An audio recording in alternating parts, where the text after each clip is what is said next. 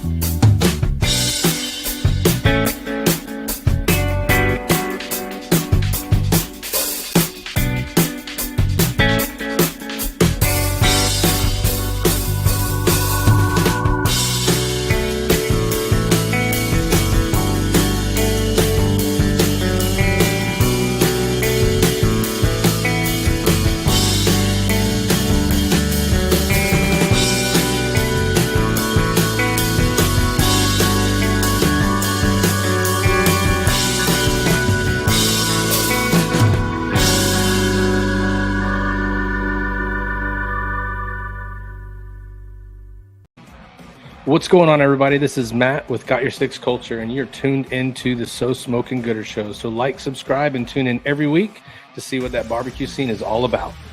I'm Chris Davis with Cross Rifles Barbecue, and you're watching the So Smoking Gooder Show. Well, hello there. I'm Dennis Butterworth with Warpig BBQ, but you can call me Butter, and you're listening and watching the So Smoking Gooder Show with Rob Arocha. All righty then. What is up, everybody? Welcome to the show. Ty had it on time, and of course, I was still doing some last-minute stuff, and you caught me off guard. That's how it happens, people. Live, fake internet TV, or whatever we're calling this. Welcome to the show. My name is Rob Arocha. I'm your show host of the So Smoking Gooder Show. You know what time it is. It's a little after 8 o'clock. On a Wednesday, January the 10th, 2024, and you are locked into the So Smoking Gooder Show. We're going to have a great show tonight. We've got the man, the myth, the legend. He's been on the show before. We got to catch up with him, though, man, because there's all kinds of things going on with Warpig BBQ, and we're talking about Dennis Butterworth. Yeah, that's right. We'll get some proper introductions here in just a moment. There he is right there. Look at that. Look at that lovely face, that lovely beard. He doesn't even have any gray coming in yet. I don't understand how he does it. He must be putting something inside that beard. Maybe. I don't know. We'll talk to him about that here in just a moment. But the Gooder Gang, you guys are already coming in. It's already coming in. I love it. I love it. And we're just getting started. Well, thank you for tuning in. However you're finding us, a lot of you guys are on Facebook. A lot of you guys are checking us in on YouTube, such as Uncle Steve's Shake. I think this is his first time to tune into the show. So we got a couple first timers in. Maybe Butter's bringing them in. I have no idea how they're coming in, but I appreciate it. You guys are known affectionately as the Gooder Gang. I've said it before. You guys are the best part of this show. You guys make this show. And I can't thank you enough. All right. Like I said, we got Butter on tonight, and we've got all kinds of things to talk about in the first hour. And in the second hour, I got something fun. We're going to kind of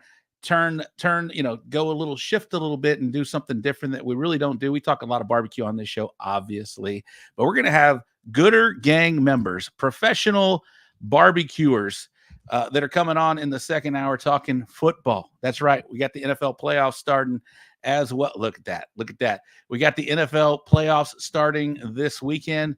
So we're going to bring some Gooder Gang members. They're going to be representing Cleveland because we got the Cleveland versus Texans game. We got a Texans guy coming on. Not me. I'm just the moderator in this thing. And then we've got a Dallas Cowboys fan. I'm not going to bring him on. There's going to be a surprise. You got to tune into hour number 2.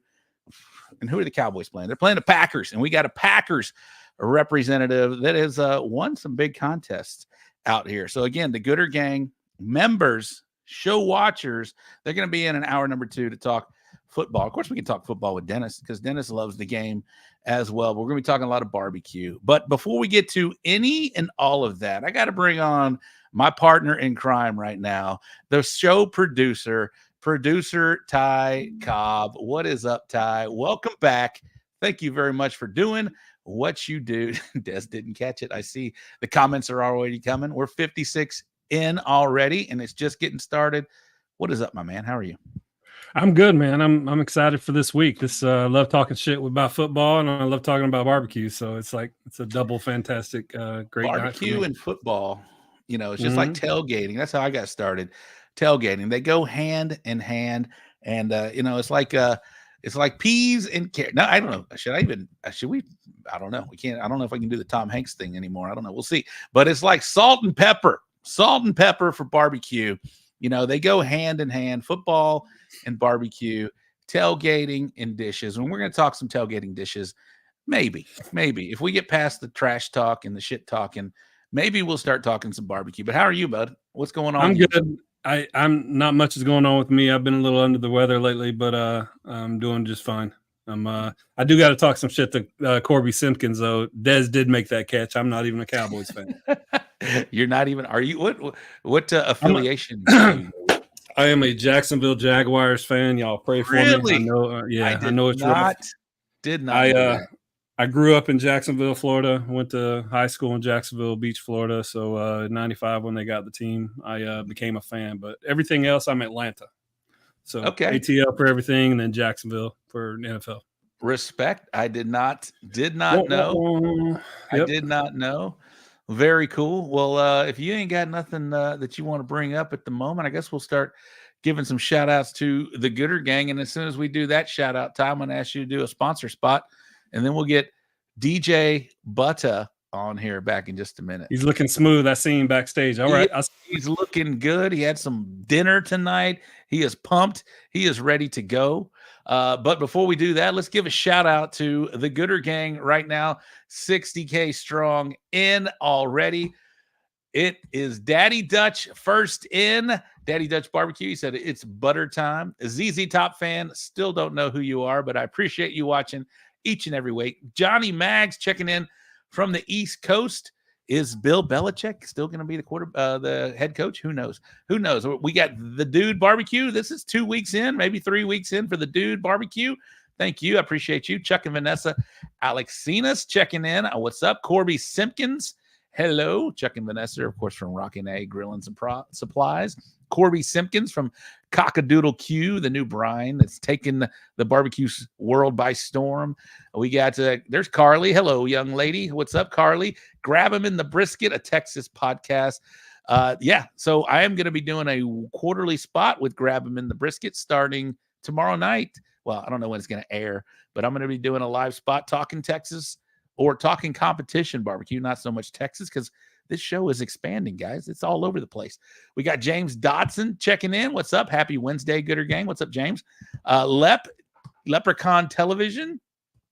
Maybe I'll tease this guy. He might be on a little later. Uncle Steve's Shake. What is up? Welcome to the show. I appreciate you checking in. Barefoot Cookers on YouTube. What is up? Jared McCrory's checking in on YouTube. Roddy Trevino. Ty is always on time. Robert, not so much. That's not true, guys. That's kind of old talk. That is old talk. We're always on time. 8 o'clock, a little after 8 o'clock on a Wednesday. You hear me say that each and every week. Uwe Braun, my favorite German cook and Dolphins fan. The Dolphins are playing in KC in 0-degree weather. Sylvette McCandless, excuse me. That is a new name. Thank you very much for tuning into the show. Gilbert, what is up? I appreciate you checking in from Rosenberg. That is the valley. Yes, no, Rosenberg is not the valley. You're close. You're close. Brandon Perriman, what is up, yo? Gooder Gang, RTX Barbecue, RXTX Barbecue. What's up?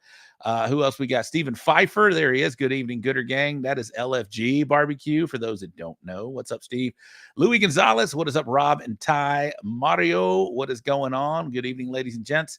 What is got? Ricardo, what is going on? Hey, Gooder Gang. We've got Bearded Monkeys, Twisted Q. What is up, Buzz Barbecue? The YouTube peeps are checking in. I like it. Larry Vaughn checking in from South Jersey. How are you, young man? Mikey Ramirez, what it do? Gooder Gang. Carl Davis, what is going on?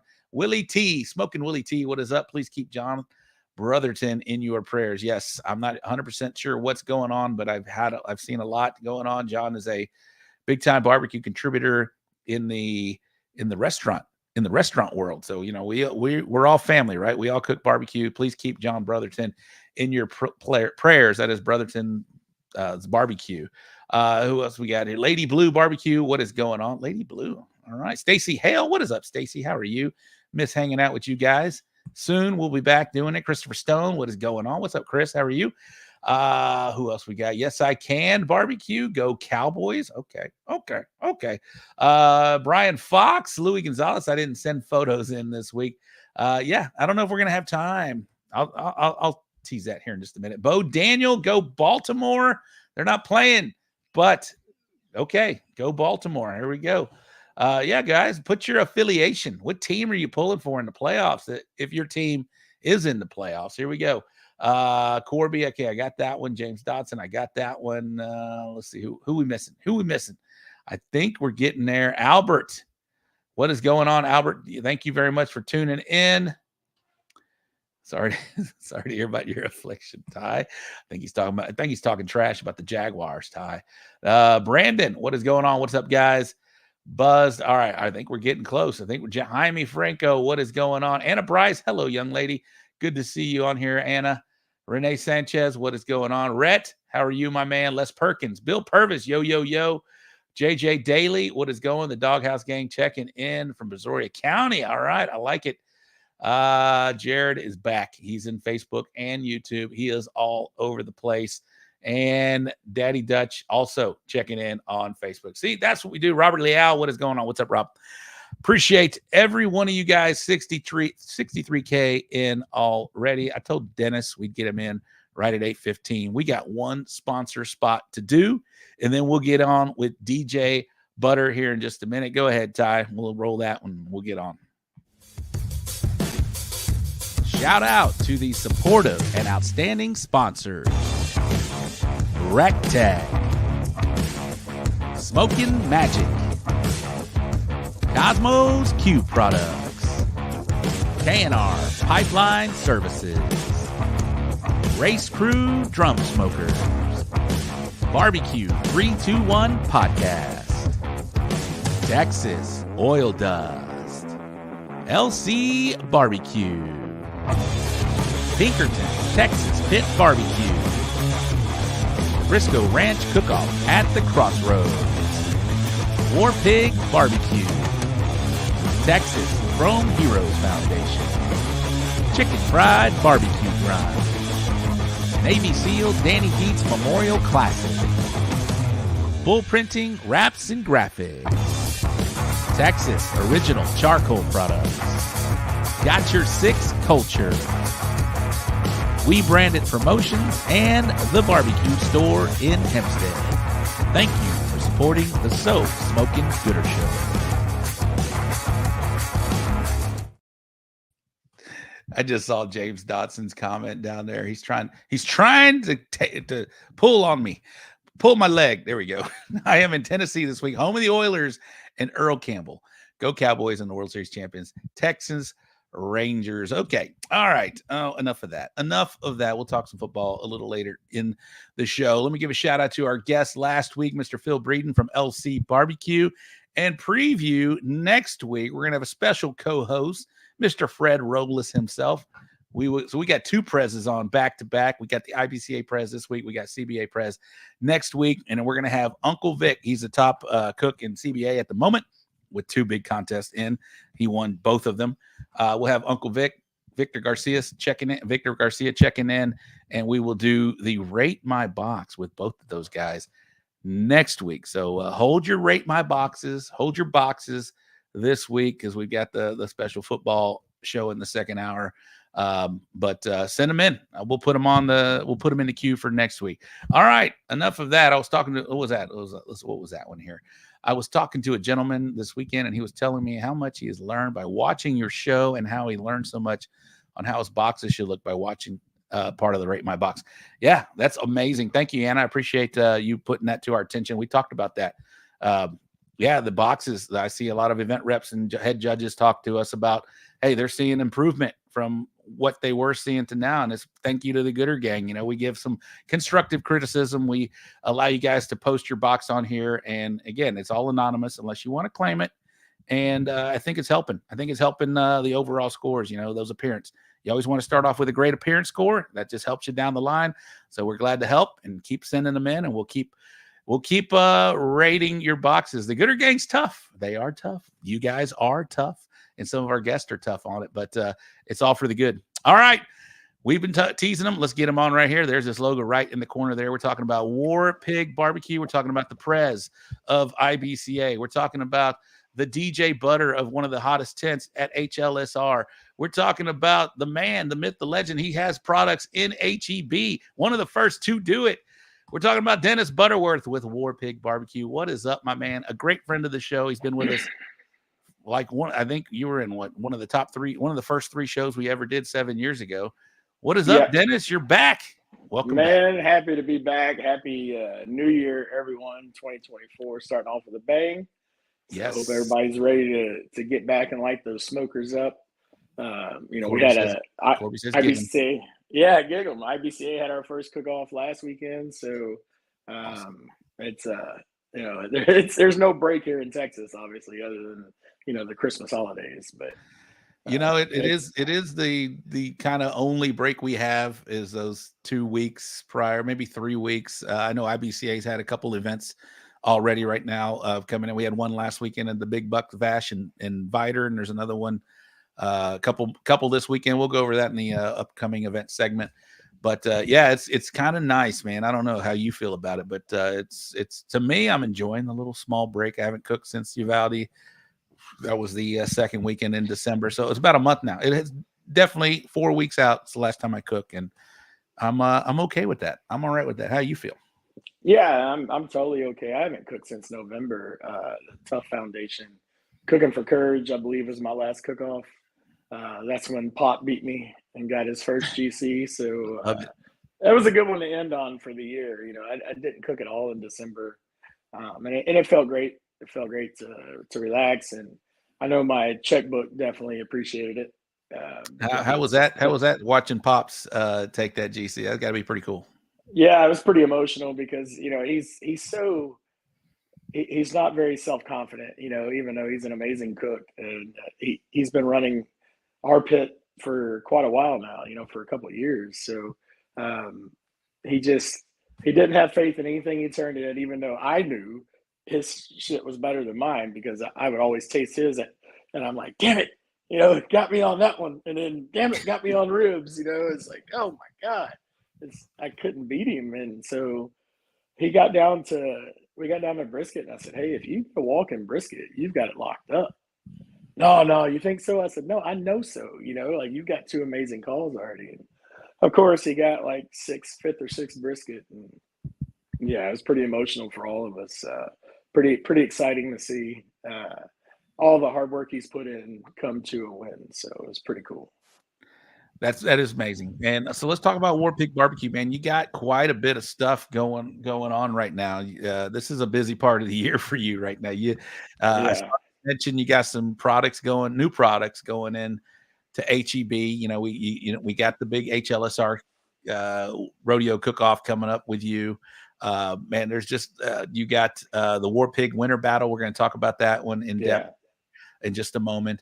You are also, above all of that, you still are the IBCA president. So, man, lots of hats you're wearing right now. You're also an amazing at the HLSR. Can't wait to go back and check out the big party and anything new you might have planned. But this is a busy time of year for you right now, bro. Yeah. It's the little bit of holiday break was a good time off to focus and get ready for what I knew was going to be a whirlwind January, followed by even crazier February. So we got the call November that they were going to bring in Sergeant Butter and Bullzuka. Actually, I was at the HEB headquarters, meeting with them, pitching them. I mean, I walked in and she immediately said, "I want the butter," and I was like, "All right, that's great. So let me show you Bullzuka," and. So we sat down and talked. She's like, "I want to bring both of them in." So that's amazing. But I didn't want to post it, until we got, everything approved. You never want to get too excited until that paperwork is done. So right. I've learned over the years, where I've had so many big grocery stores tell me they're bringing me in, and I get excited and want to post about it, and then nothing ever happens. So, but this happened, and super excited. So we'll have 3 sauces and 3 rubs in HEB. Sergeant Butter and Bullzuka could be on the shelf as early as February. That's totally up to them. There's 2 new stores opening up in the Houston area, one in Katy, one in Humble. So I'm trying to advise them, hey, this would be a great time to bring those 2 new rubs in, because usually on the rub aisle, the seasoning aisle, you don't get new products until May. So obviously I'm doing whatever I can to speed that up to February, just so that, we can start selling, those 2 rubs as quickly as we can. So hopefully they'll do that. The 3 rubs will be Sergeant Butter, Bullzuka, and you've got Ham Grenade already on the Ham shelf. Grenade. Yeah. Ham Grenade has literally been killing it since we got on the shelf. It's been doing so well, and it's actually picked up steam every year. And I've just been selling more and more. So it was really easy pitch for them to agree to bring in the other 2 products. And the sauces? Yeah, the sauces. Now they're a harder group to, it's the different buyers in every category. So they're a harder nut to crack, I guess. I met with them as well. I introduced them to 50 cal and to my Japanese sauce that I have. I showed them my new meat glazes, all these cool things that I have coming out. And they weren't interested in bringing anything in right now. So I just pivoted. I was like, all right, cool. Thanks for having me. Thanks for entertaining me. Can you show me where the spice desk is? I got to go down there and meet with those folks. So I had a backpack full of product. I left the sauce buyers with plenty of stuff to taste. And I went down there and made my pitch. So I know last time you were on, you were kind of hinting about it or talking about a white sauce. Is that still in the works? Yeah. So I've got a white sauce, a mustard sauce. Both of those are sugar free. They're sweetened with stevia, so everything's all natural. Nice. I haven't come out with them. I try to be strategic in how I spend my money, and you're coming out with new products. The minimum orders on these new products, when you place them, you're looking at almost 2 pallets. So then you got to figure out how to sell them. And if I don't have a big grocery store wanting to bring them in, it doesn't make a lot of sense for me to produce them right now. Buzz Barbecue, you said, hey, those are some great names. Your whole marketing lineup is pretty solid, you know, with the not only the names but the images on your products are pretty cool, man. And you kind of unveiled them. It was kind of a big unveiling last year with some of the new stuff that you had. Was that maybe 2 years ago? It's pretty cool, and everything falls in line with the Warpig name and the line, and you know, everything we come to expect with that. Is that you coming? I mean, it's pretty cool, man. You've been pretty good at the whole marketing thing, man. It's been fun to watch. It's I've had a good run of it. You know, I've come up with every name of the products. I've come up with if I haven't designed the images, I've gotten with the artist and told them exactly what I wanted and how I wanted it to look. So I want full creative control on those types of things. And what's funny is I have a list. I actually created a note on my iPhone and shared it with my group of friends, and it's for product names, right? So there's two things. There's product names and there's catchphrases. So, and the catchphrases are more for like t-shirts and stuff like that, branding. And I share them so that anytime they have one of those oh shit moments, they can open up their phone and put it in, you know, type it in, and I'll immediately get it. And so I do the same thing. You know, you're driving down the road like, ooh, Bullzooka, that'd be a cool name, you know, and I just throw it on there. So I've got a list of product names on my phone that don't have products. Nice. You know, I can tell you all these cool things, these ideas I have. You know, like my chicken rub will be the next rub I come out with. I've had its name for a long time, and the whole concept behind. I try to do a character concept behind each product. So, you know, when people ask me, well, what's up with that name? Well, Bullzooka, you know, he's a special forces, you know, soldier that his main weapon of choice is a gigantic bazooka, you know, and by the way, he's a bull. So I picture an animated series down the line. Once you're really blew up, once you're blown up in national and worldwide, we'll have these characters in an animated show, and I think it'll be fun they'll be cooking and shooting each other. That'd be kind of cool. Shooting each other, yeah. And Sergeant Butter will be in charge of all of them. So, just yelling at them the whole time. I mean, I've got a great line of steak rubs in my head and on my phone. I just got to create them now. So that's the hardest part, is creating the product. The easy part's the branding. At least that's how it is for me. You know, I'm definitely on the more creative side first, and then the functionality after. So speaking of branding, that's got to help with getting some attention to your big event coming up at the end of next month, the HLSR. You know, once we turn that calendar over, right, to 2024 each year, the attention really starts to focus on some of these rodeo events. We're in rodeo season now, and the biggest one that kicks it off right there is the not true. We got the San Antonio at the end of this month. We got Humble coming up at the end of the Humble and San Antonio, and then of course we got the big one, the Houston Livestock Show and Rodeo. You're a big part of that. You've been having your team in there specifically as Warpig probably 4 years now, maybe. I can't remember how many seasons it is now. Yeah, 2020 was our first year. Okay, there we go. Boom. Yeah. I'm right on it. That's why I do this show, bro. Right on it. And so big time, you're going to start coming and focusing your attention on there. And I'm sure it's already happened. But once you turn the corner, man, a lot of that focus starts to go to the Houston Livestock Show and Rodeo. So Warpig BBQ has a big time event, big, huge event out there at the Houston Livestock Show and Rodeo. So talk about that and where the focus is. And you always have a great event, man. It's people have been commenting that it's one of the best parties out there. And if they had a party of the year event, which I know something about winning these things, you might be the front runner. Vegas might have you as the lowest or the lowest odds to win this thing. I appreciate that. We're the biggest little tent out there. That's for sure. You know, two spots. We pack them in. Yeah. Yes, you do. Yes, you do. Randy Pauly would have something to say about the biggest party, right? You know, with Holy Cow. And I feel like he's got like 6 or 8 spots out there. It's so big, but we do whatever we can to always improve and throw just the most amazing party that we can come up with. And you're right. As soon as we turn the calendar, it's full speed ahead. I mean, we start planning in August. What's up, Bell? Bell says hello. Hey, Bell. And we start, sending out sponsor letters in September, October. And it's just, it's crazy to see where we started and how it is now. We're a lot more organized this year. I've actually created an organizational chart. I have my general in charge of the whole party is Jeremy Phillips, and then everybody reports up to him. They all have their own task, and I'm on the side, so I don't have to report to anybody. You know, I just shake hands and kiss babies. I feel like you. I know your dad is Sergeant Butter, but I feel like at the rodeo cook-off, you're Sergeant Butter, right? Definitely. You're definitely going out there, doing what you do, and you have your crew, man, which I'm very envious of. I think we've talked about it before, man.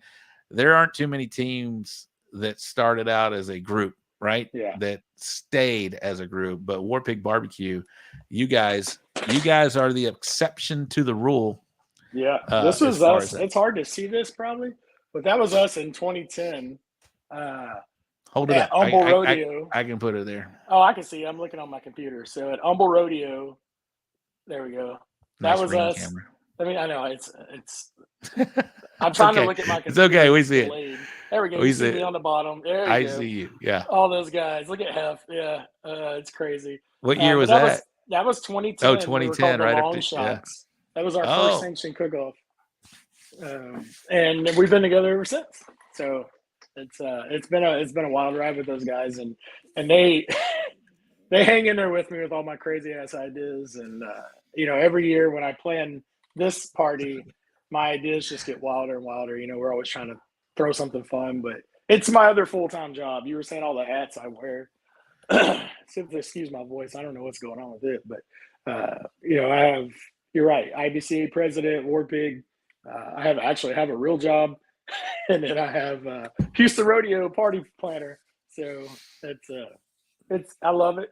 It's a little bit stressful, but this year is not as stressful with Houston. I feel like last year we were so successful that we didn't have to change anything. And usually we're always changing.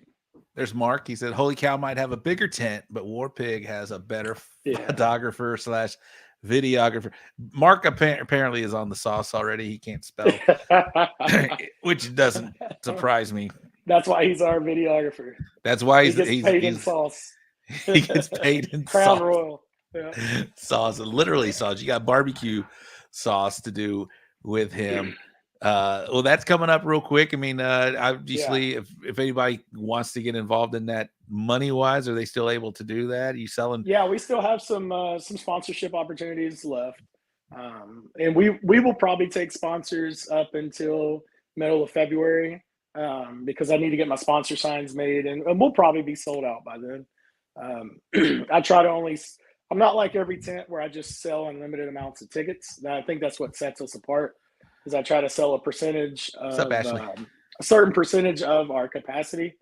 Yep. And like 20-30% above capacity is what I'll sell for sponsorships. That way there's no long line out the door ever. Especially when it's raining. I hate seeing those tents with people waiting in line to get in. They're just getting soaked. We want to get you in, get you fed, get you some drinks, and then get you on the dance floor. What's your prediction for weather this year? Last year, I think, was pretty good. Pretty solid. Oh, man. Last year was amazing. It was amazing. They just put out the first forecast for cook-off. It looks like highs or night times in the 60s, daytime highs in the 70s, but it looks like rain all 3 days. Oh, it's too early. I'm not even thinking about it. But that makes sense because 2 years ago it was 30 degrees and windy. Last year was beautiful, so now it's time for rain. So he's packed tighter than a fat girl's sock in a tent. Okay, yes. Yeah, Brian would know. He's been in there pretty tight himself. You're talking about something else.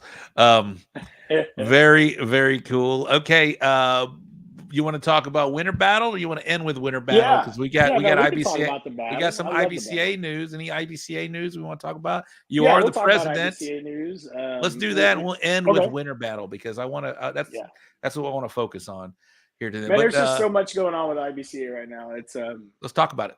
What we got? It's just we.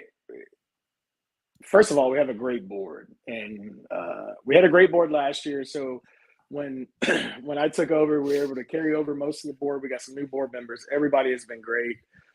Everybody does their part.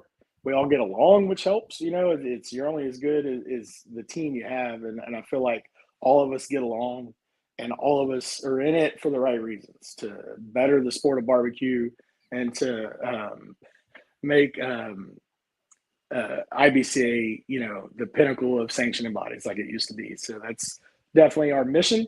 One of the biggest things we did, at the beginning of the cooking season was we debuted our new scoring tool, which is in my humble opinion, it's the most bulletproof, most secure, most accurate scoring tool there is in all of competition barbecue. It's an amazing system. I personally wrote the scope for the software programmer. I went out and hired a software programmer that's what he does for a living, is write $1 million software programs for oil and gas. He had no connection to barbecue whatsoever. He was just a software programmer. The dude had the entire thing pretty much had a first pass at the software ready before we even got him a purchase order, right? So he was really talented, and he was able to issue it to our test committee, Josh Kovar, Maria, Kevin Miller, and they just beat it up and tried to break it every time, right? It's what you want to do. Oscar? So, how are you, bub? and we worked on that software all of last year leading up until the new season, because that was the mandate. I was like, even as VP, I was like, this has to go into effect in the new scoring season. Hi, Jen. What's up? We have to get it ready. So we were very successful in launching it. It's just a really cool system. And for you guys that haven't used it yet, it's almost like a Scantron-based scoring tool. So the judges have scoring sheets where they're not writing numbers; they're bubbling in, whatever score they want on each criteria. The scoring sheets explain the difference between the lowest score and the highest score, right?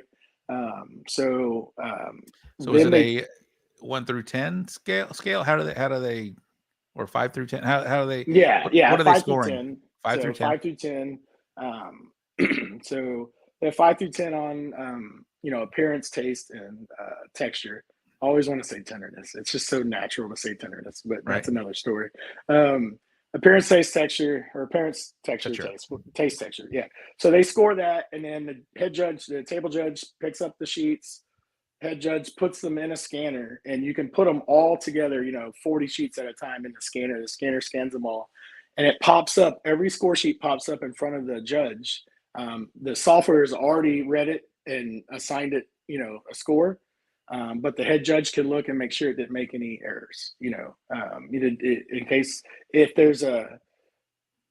there's barbecue sauce spilled on it or something, and maybe there's something that looks like it was bubbled in, but it wasn't. The head judge has the final audit on that before it moves. And so it makes us audit if we have 20 teams and we only got 19 score sheets, it won't let you move to the next round, right? Like that was my thing, was I wanted it to audit itself and and audit us so that it couldn't move to the next round if there was an error. And so every round there's checks and balances. And before you hit finalize, right, to go to awards, it runs another final check on it to make sure every box that was scanned has either been judged or disqualified, right? So that was just very important to me. That way we make sure no boxes get lost. There's no duplicates. It's not networkable, so it's it's completely a standalone system. If there's an issue, the head judge can grab another computer, and she has a thumb drive with the software on it, can fire it up and pick up where she left off. But I don't have we don't have any kind of way to log into it. We don't have any kind of human data entry. Like we're not like we used to do with the Excel spreadsheet. We used to have to type in, and that's where errors come in. The human effect. Sure. There's always going to be errors. So I tried to eliminate that, and that's what everybody tries to do, is eliminate that human interaction as much as possible, the chance for error. It's just like with CBA and the not tablets, the phones, right? You're eliminating having to write a score out. I hated that because you write a 2, someone thinks it's another number, sure, and then it's like a hanging Chad situation. So now we use the bubble system, and it's been great. The head judges push a button and instantly email the results after the awards to all the cooks that are out there. So they have a PDF of all the results, and they can sit there at their trailer and mull over the results. I thought about doing the printouts, but I just kind of felt that was a waste of resources with just time and paper and staples and all that crap. And if you have it on a PDF, you can save it, and file it and come back and look at all of it if you want. I do love that. The fact that you're able to just send it to them right there. That's pretty cool. That was definitely one thing I wanted was for that, because you want to see your results, I don't want to wait till Monday at noon. No, I love that. I love that fact. And we've actually talked about doing something similar to that, that people like. The emails are coming up right there. As a cook, like what can they expect? For those that have cooked IBCA in the past and maybe not done so many recently, we've had the parallel to the hinge type stuff. Still that. Yeah. Still that.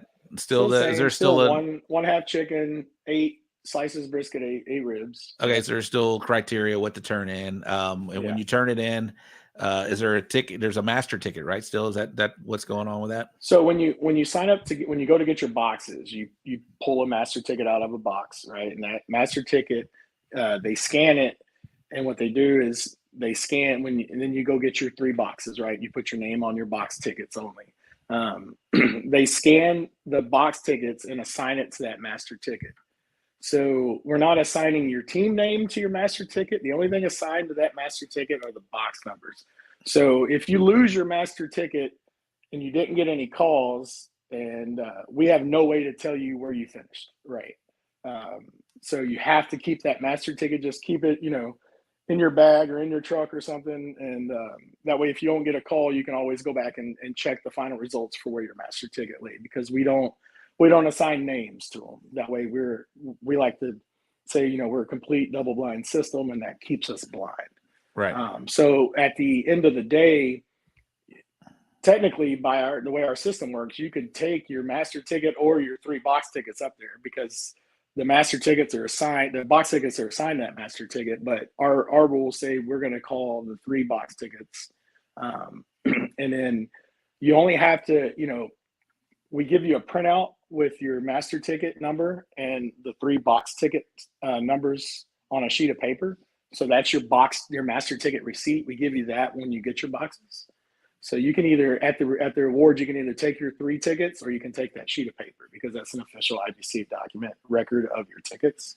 And we'll accept either. We don't accept pictures of your tickets like anybody else, right? We don't do that. But right. The members wanted to keep the tickets. They wanted to keep the box tickets. I wanted to, when I was vice president, I really wanted to push to get us off the tickets, because I feel like it takes, I like to speed things up. I like fast awards. I hate the drunk guy that has to look for his chicken ticket, right? And it's like, you only have 3 tickets, man. What else are you looking at? We call your ticket number 4 times, and then all of a sudden, 5 minutes later, you find it. So I was like, if we just call master ticket, it's the same ticket number for all 3 meets. Some people like to have the suspense and just don't go up. Some people like the suspense, and I tell you what, man, like, me, I don't like the tickets at all. I'm always transparent with what I like, because it doesn't matter what I like, it's what the members want, right? Like, sure. I would love for us not to have tickets. I don't like having to keep up with the ticket, and I like hearing my name called. But our members like the tickets, and so that's what we're always going to do, is what they want. We don't always poll them, but we have a members committee now at IBCA, which is really cool. Jamie Roby, one of our newer directors, is spearheaded that. Randall Kendrick is chairing that committee, and it's been really good, because I can go to them and say, hey, what do you guys think of this idea? I have some wild idea, like, let's just say tickets. I want to get rid of the tickets, and you just call master ticket, or how about we figure out a way to call your names? No, I don't think we like that, and I said, well, go to your cook-offs when you go to cook-offs and ask the members out there, so they're able to spread out and go to different cook-offs and ask.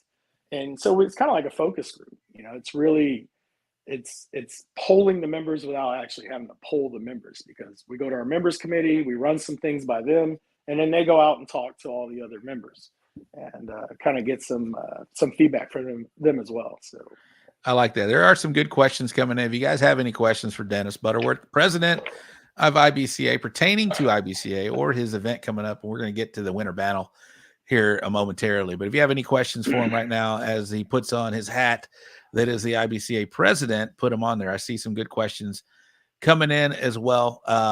Here's one right here. Is IBCA Yeah, that's a good one. going to certified judges? I did see you guys tease something about Yeah, we teased it. possibly doing something like that. What's going on with that?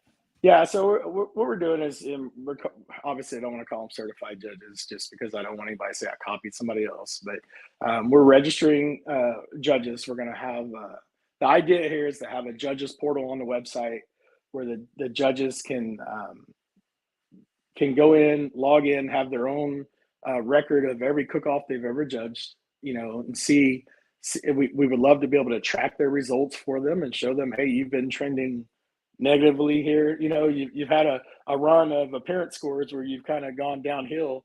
What's going on? Do you need some assistance and like a refresher? And our goal is not to train the judges on anything as far as taste and texture. That's based on what you like, right? If you really like this barbecue, that's you're going to score it appropriately. If you don't like it, same thing. But the appearance scores, as we've seen across both of our sanctioning bodies and CBA and IBCA, since we've gone to appearance, is the Texas judges just have I wouldn't say a problem with it, but they don't have the experience that the KCBS judges that go out and judge 30 events, over the span of 2 years have judging appearance. And so we do want to train them on the importance of the appearance score, what it does, what a negative appearance score can do to that team score, and what a good looking piece of meat looks like, an average piece of meat, a bad, like what a bad appearance score actually is, right? Like I've gotten 5s here recently in appearance, and I don't get 5s, but couldn't have been a rib. No, yeah, I mean my ribs have been wild, and I'm like, I've said it on the show. Butter makes the prettiest ribs out there, man. You really do. Yeah, so we have to, we don't have to fix things, but we have to move things forward in a better direction and give our judges some guidance. Because we all know a 5 means that I dropped it, rolled it in the rocks, put it back in the box, right? I mean, that's what a 5 in appearance is. A 5 is personal. Yeah, it's tough, and there's no coming back really from a 5 or 6 if you're getting that, you're not going to get a first place, that's for sure, unless everybody was table of death, but more than likely you're not coming back from it. So that's what we want to do with the registered judges. There's quite a bit. Oscar's spearheading that, and he's really kind of taking the bull by the horns with it. Little plug for Bullhorn there. But he's we want to do a lot of things with these judges. We want to there's head judges, there's cooks, there's promoters, and there's taste judges. Those are the parts of a cook-off, right? Sure. You can't leave your taste judges out. We want these taste judges to feel like they're part of IBCA, because we have taste judges that are members of IBCA that don't cook, so there's a reason they pay their money. We want to give them something where they get their money's worth. So if we can set up a portal where they can have their own calendar and have a map where they can select where they want to go, and then that emails the promoter, hey, I'm coming to your cook-off, and it gives them a heads up that they're going to have some registered judges coming to their event. And eventually, it just kind of, you get 1 or 2 registered judges at an event, and then they start talking to the other taste judges and say, hey, why don't you become registered like us? This is what you can do. And then before you know it, you got a whole event full of them. And that's what we hope to do. It's not going to happen overnight, but hopefully by the time Oscar and I are done on the board of IBCA, or he takes over as president, we'll have it ready to go. So Vince Regino, he asked a question about and I know the answer is yes, but are there still 2 rounds? And the answer is yes. Yeah. But I also want to piggyback that on another cook who just cooked the event and inviter. He asked about how can you make there's bonus points involved, right? How do the bonus points work? And once you're behind the 8 ball as far as bonus points, is there a way to make that up when you go to the second round, or is it just So it's a great question. Yes, there's 2 rounds if it's 21 or more teams. If it's 20 teams, it's a single round system. 20 teams or less. What we did this year at the start of the scoring season was we cut back on the bonus points. So the way it used to be when this style of cumulative scoring system took over at IBCA, when you moved to the second round, they take 15 boxes. First place in the second round got 15 points added to their total score from the first round. And then 15th place got 1 point, right? So you 15, 14, all the way down to 1 point. Right.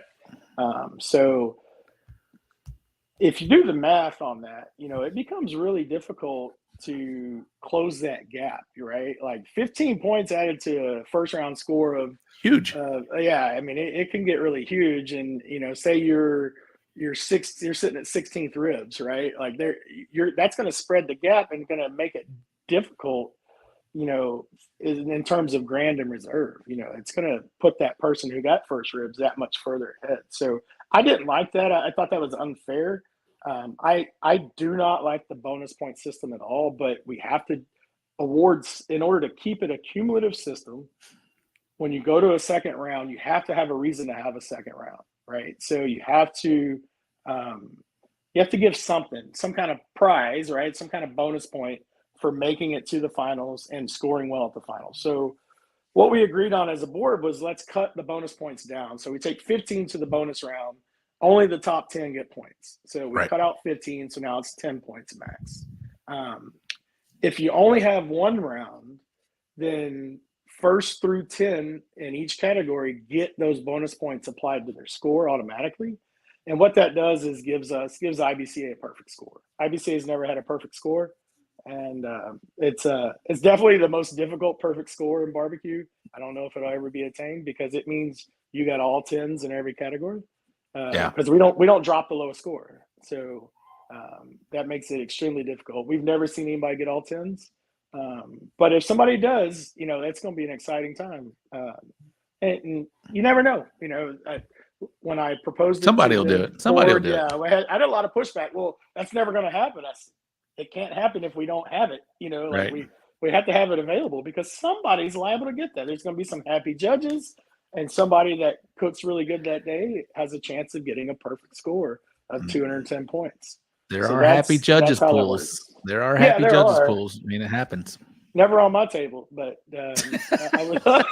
Yeah, I'm telling you, I do better at the Royal than I do at some of these IBCA cooks. Let's see. We got any plans on moving IBCA farther north? The Smoking Magic. What's up, guys? Smoking Magic. Great question. Brad and Bree checking in from Kansas area. So we just booked our first IBCA cook-off for the state of Michigan. Nice. And that is going to be in May. Once we get it on the calendar, we'll have all the info for it. So I'm really excited about that because I met with the promoter. I talked to him several times. Obviously, I told him what his choices were, right? You've got, I believe, the Great Lakes Barbecue Society up there. You've got KCBS. So we're contending with those.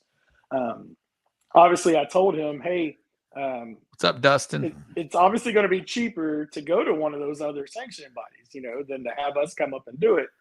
But we would love to do it if you want it. And he met with his board, met with some of the local cooks, and it's the right time for us to go up there and do it, right? Like they wanted something fresh, and we were in front of them, and they chose us. So really, I guarantee you, we got 60 plus people watching right now, and a lot of these people are, a lot of them are in Texas, but there's some that are definitely outside of Texas, and they hear us talking about our Texas sanctioning bodies out here, and it's exciting for them to maybe have a chance, to opportunity to go out there and cook something like that, to where maybe they have an opportunity to do a half chicken, or just whatever we do down here. It's just like for us, if something comes down in here, obviously, Butter, you're one of the ones that jump at the chance when a KCBS event is in this area, because we don't get that many opportunities to do something like that. So I can see the opposite end of that thing, where they want to jump at the chance to cook something that we do down here. So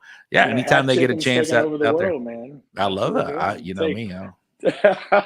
I spoke with Oscar on the way home, and he was like, man, I want to go to Michigan. I said, I do too. I think it'd be fun. And so he's like, well, call a promoter, tell him I'll offer a half chicken class the day before. And I said, that's really smart, because CBA did that. Rob, you did pork classes. I was there when Fred did pork classes. Yep. Robert Smith taught some classes. and helped people figure out what the hell pork was. And so we can do that when they have chickens. Yeah, do it. Eat a lot faster, right? I don't need a full pork cook, So spread the half chicken and cut the wingtip. I don't know. Do y'all have a wingtip rule? No Optional. wingtip rules. I don't cook with wingtips. Your team no wingtip. All right, I like I it. chop that booger off quickly. I don't need it up there waving to everybody. I just go ahead and cut it. Do y'all have an opportunity to leave comments? Carl asked a question about. I wish they would leave comments. No, we do not. Okay, Yeah, we don't have that. Is that purposeful, or is that something y'all are trying to work in? Yeah, I couldn't figure out a way to make it happen and make it useful, right? There's so many comments that just aren't useful. Maybe my food tastes like Core Ranch Doritos. So and we've seen some wild ones, right? I've had Cool Ranch and pizza. And even when CBA, I don't know if you guys still have that, but when you had the I'm sorry, I'm looking at my computer over here, but when CBA had the drop down box with the pre-selected comments, you would get like so many conflicting comments, too salty, needs too salt. Mushy. Yeah. Too salty, needs salt. Yeah, I get it. It's hard to make it, I always want comments. I like seeing them, but then you end up just cussing the guy out under your breath. Like, God, that wasn't that judge, so no, we don't do comments. Not yet, but another one up north that we booked, it's northeast. It's actually northwest Arkansas. So we have that one coming up as well. So venturing up there, kind of northwest Arkansas, KCBS territory. They called us and wanted to put one on. And just so happens Jamie Roby's from that area. So he was all excited. Jamie's like a little firecracker, man. You light his fuse and turn him loose. And he's a go-getter. So really excited. Are y'all still hour and a half turn-ins? Or hour and a half, yeah. Hour and a half. Okay. Yeah, and the reason why, so we've had people discuss an hour turn-in, right? But if you have 2 rounds, there's literally no way to squeeze 2 rounds into 1 hour and not screw your judge, because if a head judge, if there's an issue on a table, and that head judge has to handle it, it could delay. And then all of a sudden, here come people turning ribs, and he's still got chicken going. So an hour and a half beats the 2-hour turn-ins we used to have in the old days. Absolutely. And then we have just a couple more, just not so much IBCA statements. Here's one. James Dotson, he loves the terminology registered judges. He thinks that's a great term instead of certified judges, I guess, is the alternative. Yeah. And Louis, I guess this is for just in general, he, it'd be cool if head judges would make statement, don't judge based on your own cooking ability. For instance, I can make a better looking chicken. This gets a low score. Yeah. You got to judge it on. And I tell you what, you can tell them that all you want. And I would say that our head judges, and I'm pretty sure CBA head judges, they all have their script that they like to talk to say when they're in front of their tables, right? But a judge, let's just throw his name out there. You get Fong on a table judging, he's gonna. You're fucked. Yeah, you are, man. You're PHUCK. You're fucked. You're Fong. So there's just some guys that can always cook better than you, and so when they what's get up, Madwood? And you know what, Rob, you've got some judges that'll flat out tell you, I don't give anything 10s. Nothing's perfect, right? Mm-hmm. So. And that's why KCBS doesn't have 10s, right? Because nothing's perfect. So they go to 9s. And we have that problem. I get so pissed off when even one of my friends comes back. It's like, yeah, I judge. Well, did you give me anything 10s? No, I don't do 10s. Like, what the hell? The 10s are on there for a reason. You have to give 10s. If it's perfect, if you think it's perfect, so. Butter, this was great. We still have, for the guys that are checking in right now, give us a few more minutes. We still have the big Winter Battle 2024 Winter Battle to discuss and promote real quick. That's coming up here. I have it on the upcoming events, but it's coming up. It's the same weekend as Humble. Yeah. So Humble was sold out. Humble's full. And San Antonio's full. San Antonio's full.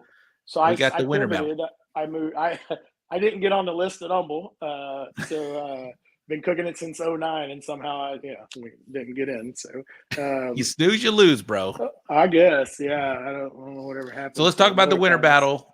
This is so we moved it. Yeah, second it annual. was the same weekend as Hold'em and Hit'em. We moved it to Humble, so that helps everybody. Helps all the cook-offs in the area. Yeah, because they're all full. Yeah, if they're full, you can go cook mine or stay home, whatever you want to do. So it's coming up. It's at Conroe KOA, bringing it back to the KOA. If you've never done one there, it's a great venue. It's all concrete. The RV spots all have 50 and 30 amp connections, water dumps. You can rent cabins if you want to cook off your drums on the driveway of your cabin. You can do that. So when I used to cook there years ago for Gulf Coast, we'd rent cabins all the time. Not too many old school guys that are still doing it that remember Gulf Coast Invitational. That's Case and I do. Case and I do. It was good times. So, but yeah, it's I went and talked to them, and nobody there remembered, cook-offs. They were all new folks. So, but they were excited. They're like, yeah, we would love to have that. So they actually have a farmer's market every Saturday. So they're like, we'll have plenty of public walk around too. I said, great. That'll help with judging. We can get some judges out of the public. And then we'll have some judges from Camp Hope, like I always have, come down and be taste judges. So it's going to be fun. It's my cook-off is a cooker's cook. It's 100% payback, $250 entry fee. All the money goes back into the pot. We just pay it all. We do 10th place. Yeah, we pay 10th place in every category. And I believe first place was $1,200 last year in each category. Grand champ was over $1,000. I've got some killer trophies coming. If are they similar to last year? No, we changed it completely. I wanted to be different. Last year, James Benatti just knocked it out of the park. It's really hard to do something different than what James did. I mean, he took my vision and did exactly what I wanted. And I was like, man, this is perfect. So this year I was way behind. I don't know what happened to your mic, Butter, but it's getting a bunch of echo. How about now? Is that better? It's fine. We can hear you. Go ahead. That's probably the other earphone. Let me see. Oh, hang on. There you go. Yeah, that's probably. There. Is that better? Perfect. Okay. Yeah, so James made those really cool trophies. So what I did this year was, first of all, Sag Miller reached out right at the end of the cook-off last year and said, hey, next year I want to donate a drum for Grand Champion.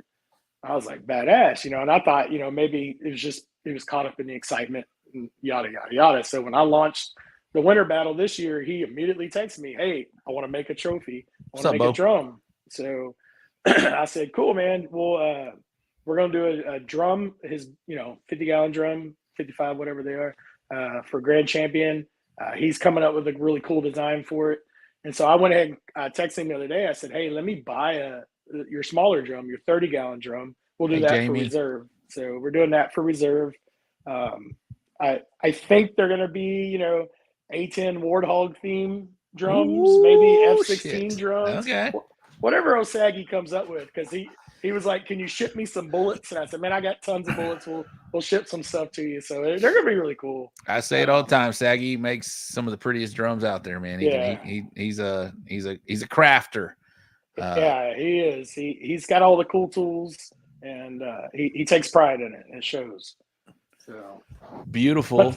But the category trophies. So those are coming from out of state. There's a company called Pirate 50 that's been making custom trophies for cook-offs all across KCBS. I've always wanted to win one of their trophies. I bought a sign that a Warpig BBQ sign many, many years ago when I had my old logo, and we used to put it at the front of all of our cook-off spots, and that's what they were for. And it was from Pirate 50, and I remember thinking to myself, man, I want to win a trophy like this. So called the guy up. I go, hey, you guys still making trophies? He's like, yeah, that's what we do. I said, I want your trophies for my cook-off. So I sent him some of my images, like 50 cal, Sergeant Butter, hand grenade, all these cool different images. I said, just do something with it. I have no idea what he's doing. So he knows my deadline, and he's going to send them pretty soon, and it's going to be a complete surprise. Well, I want to encourage everybody. A lot of people have tried to get into Humble, man. It filled up pretty quick. San Antonio Rodeo is really tough to get in nowadays. It feels like almost like a Houston livestock show and rodeo type event where you have to know somebody to get in on that. So San Antonio's tough. Yeah, it's definitely. tough. So those are the two big ones that are coming out that same weekend to where the winter battle is. So if you're not involved in any of those two right now, hit up Butter, man. Get involved with the 2024 winter battle. Last year was a very huge success for them. They had they had some amazing trophies out there. That was a lot of fun to watch and see from afar. I didn't get to go to that one as well. But it's shaping up to be another big time success, man. You got a lot going on in the fire. That's why I wanted to get you back on. It's crazy. My team hates, they love to help with it, but they hate that I do it because it's, a month from Houston. And they're like, man, we got so much to plan. But I'm like, man, it's not that much work to put on a cook-off, but it's a ton of work, once you're out there. But I'm excited about it every year. We have 53 last year. I'm sitting on about 50 right now. That's amazing. I still got weeks to go. So love to see that climb to about 60 or 70. That would make a really awesome payout. So, and we're going to be selling merchandise. We've got, all kind of cool Warpig merchandise. Obviously, this is one of our newest designs. We call it the Warpranos tee. The Warpranos. I like it. So we're going to be selling that, raising money for the Folds of Honor and for the Casualties of War Foundation. So definitely come check us out. Awesome. Well, last thing, I'll let you give a little shout out to anybody that you want to give a shout out to before we let you get out of here, Butter. Yeah, just shout out to my whole Warpig team. I don't want to name them all. Morgan's the most important one. Obviously, she's the one that puts up with my shit every day. So, but they're busting their ass behind the scenes, making Houston be a huge success this year. Shout out to Pop, first GC of many to come. So really excited that he got that, popped his cherry on the GC world under his own name. He is the official pitmaster. Oh, good Team question. Fubar. That's his name. Can GC and RGC get a ticket in the Warpig Park? Yeah, absolutely. That's a great. Hey, dude, you need to promote that, by the way. Yeah, you'll get. We'll do that. We'll do some of Butter's buttons. Isn't my button right there? Yeah. This is last year's button, obviously. Remember those? Like the most sought after buttons ever. Those were awesome. Awesome. You get full all access pass. So, and guys, Who's the hand model? I think that's Mo. It's her hands. You guys know, obviously, Rob. I hope we see you on Wednesday again. We're gonna do a little happy hour out there. Are you inviting? We're in. Yeah. Bring Ty. Bring everybody out there. This will be year 3 or 4 that we did it. Yeah, we'll hand out some Butters buttons for the teams. So just real quick, for the people that this may be your first time in Houston, if I catch you out there, and I've got them on me, I'll give you a button. You put it on. You can wear it all 3 nights of the cook-off. Come in, enjoy yourself, stay the whole night if you want, or just bounce around. And my idea was that, as cookers, we just want to go in and see our friends and hang out. I want to go in to Phil's tent where he's cooking and see him, say hi. Was that Fred? What do you say? Nice nails. Nice nails. So that was kind of the thought, was like, none of us are ever going to stay the whole time, right? So we're going to go feel in, exactly the same way, and leave. So I do that.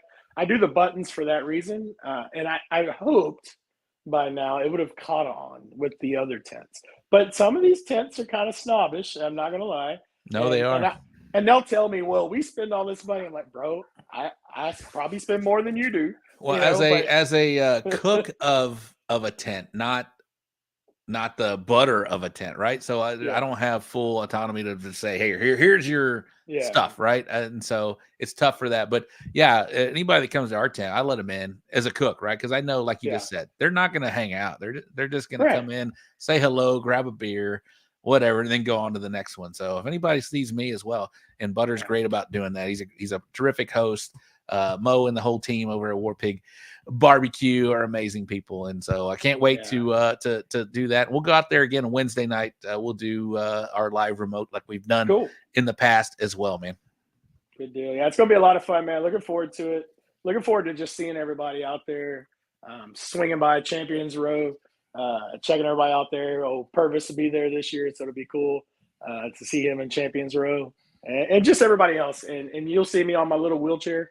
My tracked wheelchair, they're back this year. Big P. Yeah, Big Purr.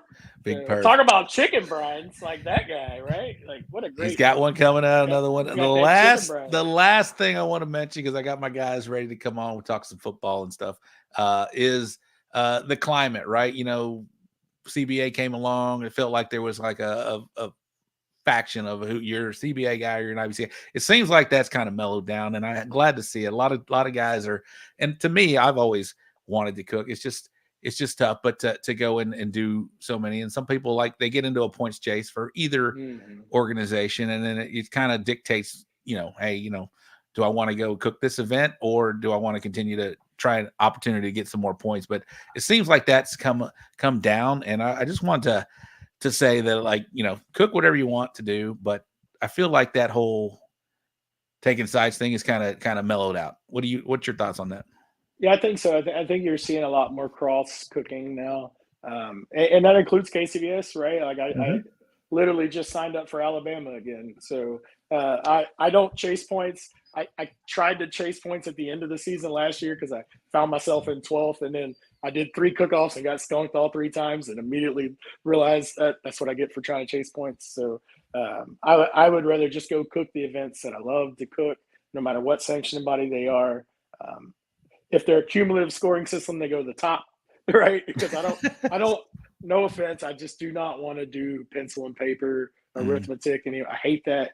I don't ever believe first place brisket should win GC, right? Like you should have to have a full day of cooking and winning. So cumulative scoring systems are my favorite, and I see it. We're seeing a lot of people. Hell, the Inviter, you know, we had, you know, Bill was there, Phil was there, Robert Smith's there, obviously. Willie was there. Willie was there, yeah.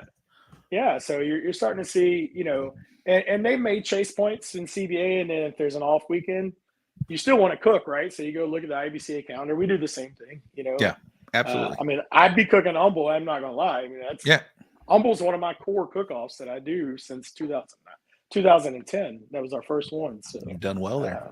Yeah. So I'm giving you guys a break this year by not showing up. Maybe you guys have a chance to win. Go to the winter battle, but people. If you're not in the other 2 events, right? If you're a sad sap like me and got locked out of Humble, come cook my cook-off. If it weren't for Joey Machado, I would be going to winter battle because I would not be. I would have missed out on Humble. That filled up pretty quick. But Butterman, it's always a great catching up with you, man. You had a lot of great comments tonight. You've answered all the questions out there. Always, and I want to thank you very much for being a supporter of the show. You've been with us since the very beginning. You were like the second or third guest we ever had on this show, and I feel like I've been a part of your journey as well, and you've been a part of my journey here on the show. So thank you very much, man. And obviously, as in the last time, we'll catch up with you later on down the year in 2024, man.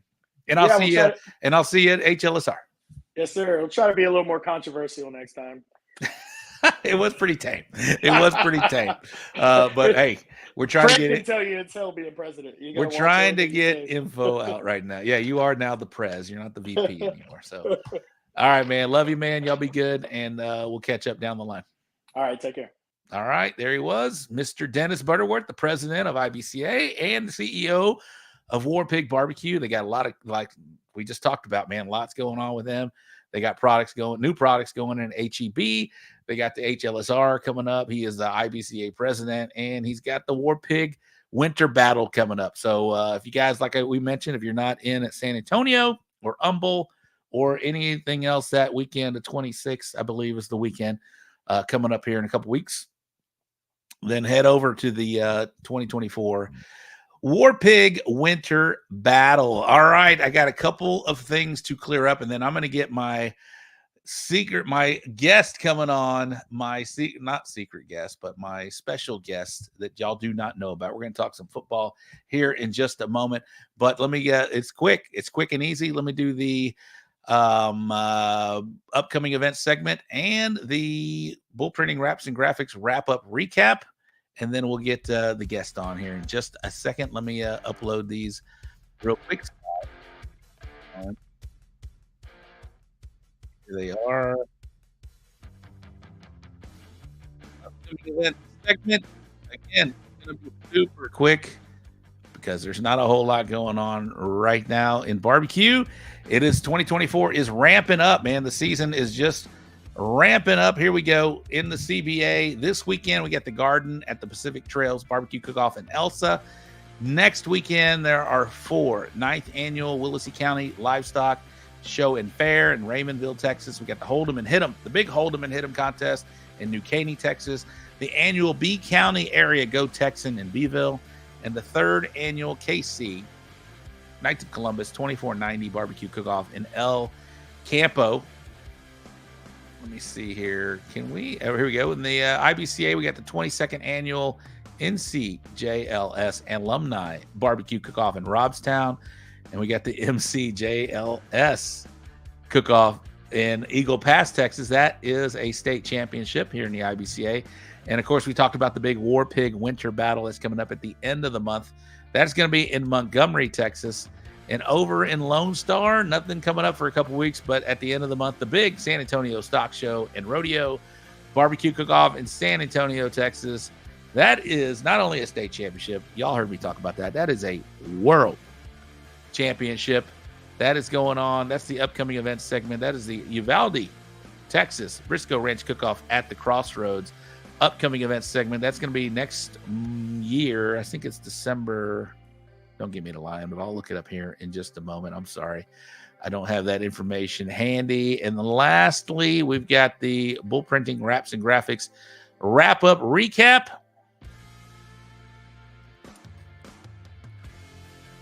And that is loading right now. We got the, there's only one event. Quick and easy, the Big Buck Barbecue Bash. The grand champion was Robert Smith from First Class Barbecue. No need to play the video, Ty. And then we've got the RGC Mr. Randall Kendrick from Hideaway Ranch Cookers. That was it going on in the IBCA, pretty much in CBA, in Lone Star and Outlaw and KCBS. I looked them all up. That was pretty much it, but I do want to highlight one big event that we are announcing right now. It is the CBA. Let me pull this brand banner down. Where we go? There we go. Pull that down. That is the CBA World Championship. This is the 3rd annual CBA World Championship. It's coming up February 17th. We are about 5 weeks out. 30K. It's going to be a 50K payout based on 100 teams, which we are tracking well above that. Entry fee is going to be $250. It's going to be in Seguin, Texas. 50K payout. Lots going on that weekend. Live fire events. Lots of shows going on. Of course, that's going to be our banquet, end of the year banquet. Also happening that weekend. That is the CBA World Championship and year-end awards banquet. This February 17th, 2024 in Seguin, Texas. 50K payout based on 100 teams. But again, we're gonna exceed that. No problem. Next weekend, we're going to have Mr. Fred Robles, president of CBA. This week, we had Dennis Butterworth, president of IBCA. Next week, we'll have Fred Robles, president of CBA, along with the top CBA cook current, which is Victor Garcia from Uncle Vic's Barbecue, talking about all of this right now. So you get all your questions answered next weekend on the show. That's going to be next weekend. It's going to be the 17th of January. All right, let's pull this down. And let's bring on our guest. Ty can bring them on as we speak right now. We're going to have, there he is right there, James Pavia, Texas-made smokers. We got the OG co-host of the So Smoking Gooder Show. Although he cannot, come on, Case, turn your phone sideways. Can you do that for me? Do I have to? Yeah. Come on. Everybody's, why am I getting called out after listening to that kumbaya bullshit for, oh, I love your acronym and I love you. We all love each other now. This show got soft. This show got soft. And we got Jay Is it Keener? Jay. What's that? Keaton. Jay Keaton from Leprechaun TV, big YouTube channel. You guys are not familiar with him, check him out on YouTube, Leprechaun TV. He's a big, huge Browns fan. We got Dwayne Turnbow. You guys know Dwayne. He is a big barbecue champion as well. All these guys cook barbecue. That's why I want them. They're all part of the Gooder Gang. James Pavia. And me. I'm here. And Case. All right, so we're going to shift gears a little bit. We're going to start talking a little NFL playoffs right now. playoffs. Yes, we're going to talk some NFL playoffs, but let's go around the horn real quick. Let's introduce everybody. Everybody knows Case Hahn. He is your OG co-host of the So Smoking Gooder show. But say hello, Case. Where are you What's coming up, from? guys? Reintroduce yourself, my man. Listen, if I knew that it was going to be such a love fest, I would have logged on considerably early. I apologize to all the original viewers of this show. I didn't realize this thing turned into such a family affair. Sorry, Rob. That was cute, though. It was nice. It was nice. All right, there was Case Hahn. I didn't hear what you said, Case, but we'll catch up. We'll come back. We'll catch up. And we're going to go around the horn to my right. We got James Pavia, Texas-made smokers. What is up, James? Representing the Dallas Cowboys. He's got his shirt on right now. I love seeing your comments. I love seeing the trash talk that you bring to the table, bro. How are you, my man? I'm doing good, man. Thanks for having me. Can we mute the Cowboy fan now? No one wants to hear from the Cowboys. We're not muting him. You're And probably Gooder going to gang, want to as we go, but Gooder, what's up, Lindsay? My boy Lindsay Sampson in the house. What is going on? Hey, but put your affiliation in the comments, Gooder gang, and we will highlight this. If you're a Cowboy fan, put it up there. If you're a Texan fan, if you're a Packer fan, if you're a Browns fan, we got what, Chiefs, Dolphins. Who else we got? We got Eagles, Bucks. If you're a Packers fan, please also list the city that you're from, which is not. We got Rams and Lions. I don't know if anybody's a Lions fan, but hey, now's the year. This is the year right here. This is the year. Oh, yes, I can as a Browns fan. There we go. All right. And we got Jay Keaton, Leprechaun Television, checking in from the Browns. How are you? Tell us where you're from, my man. Here we go, brownies. Here we go. Ooh, ooh. Dog pound, baby. Get some. We're coming to Texas to eat some barbecue. Ah, we're hungry, baby. Dog pound. That's all you're going to get. I love it. And we got Dwayne Turnbow. Dwayne, not only is he a Packer fan, man, but he won the IBCA showdown in Waxahachie. Was it Waxahachie? Yeah, that was a few years back. Yeah, yep. And you did well at Houston Livestock Show. Rodeo. Yeah, reserved Houston last year as well. Reserved Houston last year as well. But I got to get him on to talk barbecue later. But right now we're talking football. So tell me about your background as being a Packer fan, Dwayne. How'd that happen? Man, I could say that as far as I remember, probably 7-8 years old is when I grabbed onto the Packers. I know a lot of you guys probably remember, the Packers and the Cowboys had a lot of rivalry games back in the early 90s. And watching Favre as a kid, and also being a fellow chubby guy, watching guys like Reggie White and guys like Gilbert Brown playing at a young age, and it really got me hooked to them. And then as I got older, I never faded away. And we won a Super Bowl with Favre, went back to back, lost against the Patriots or the Broncos, and I never turned back. Well, let's focus on this Cowboys-Packers game. And so Jordan Love, man, this guy, I didn't think he had it, man. I really did not think he had it until I watched him. Was it Thanksgiving Day weekend when he played the Lions? He had it felt like a coming out party that day. And that's when I thought, okay, this guy might be a quarterback, because I don't know what guys you can comment on that. What did y'all think about Jordan Love prior to that Thanksgiving Day game? Well, I'll tell everybody. One, Case, you didn't get any drama the first time, but two, Dez caught it. Packers are the America's team. We have more championships. So back that up. But Dez also didn't catch it. No, he didn't catch it. But even when they drafted Jordan Love, a lot of Packer fans were upset about that. I was not, because I didn't like Rodgers' arrogance. I like his talent, but not his arrogance. But like my son says about Jordan Love, he is him. Oh, he's him. That's what he says. He is him. I don't know about all that, but what is the line? Anybody know the line? James, you know the line? Cowboys. I don't know the line. It's Cowboys +7 right now. Oh, 7, yeah. Yes, it is. That's right. Yeah. So Dez didn't catch it, but the NFL changed the rule. Why? Yeah. Why? It's a 7.5 now.